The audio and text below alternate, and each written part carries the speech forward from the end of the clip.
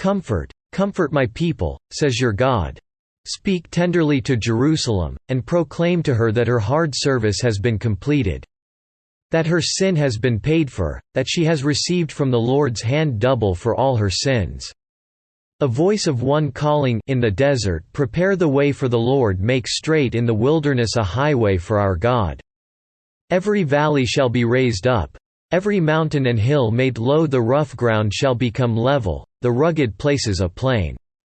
And the glory of the Lord will be revealed, and all mankind together will see it. For the mouth of the Lord has spoken. A voice says, cry out. And I said, what shall I cry? All men are like grass, and all their glory is like the flowers of the field. The grass withers and the flowers fall, because the breath of the Lord blows on them.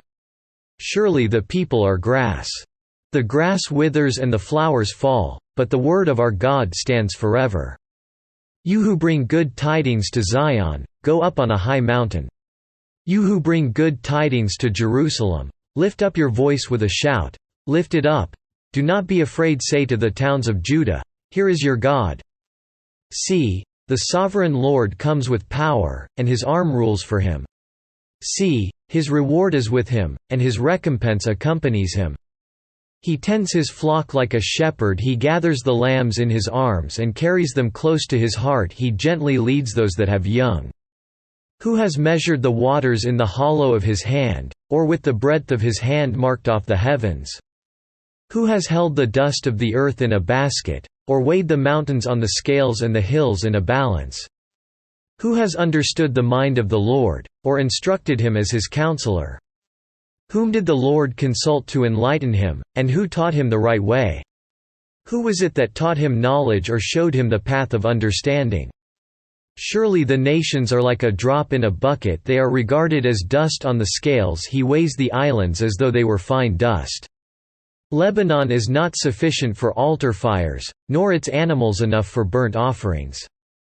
Before him all the nations are as nothing, they are regarded by him as worthless and less than nothing.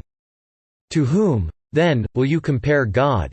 What image will you compare him to? As for an idol, a craftsman casts it, and a goldsmith overlays it with gold and fashions silver chains for it. A man too poor to present such an offering selects wood that will not rot. He looks for a skilled craftsman to set up an idol that will not topple. Do you not know? Have you not heard? Has it not been told you from the beginning? Have you not understood since the earth was founded? He sits enthroned above the circle of the earth, and its people are like grasshoppers.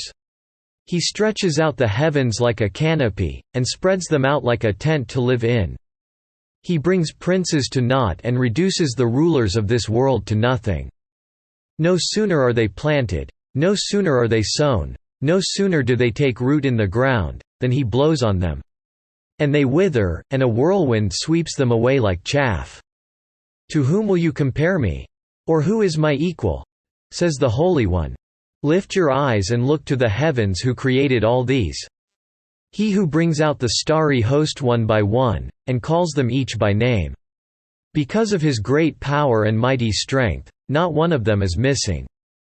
Why do you say, O Jacob, and complain, O Israel? My way is hidden from the Lord, my cause is disregarded by my God. Do you not know? Have you not heard? The Lord is the everlasting God, the Creator of the ends of the earth. He will not grow tired or weary, and his understanding no one can fathom. He gives strength to the weary and increases the power of the weak. Even youths grow tired and weary, and young men stumble and fall. But those who hope in the Lord will renew their strength. They will soar on wings like eagles, they will run and not grow weary, they will walk and not be faint.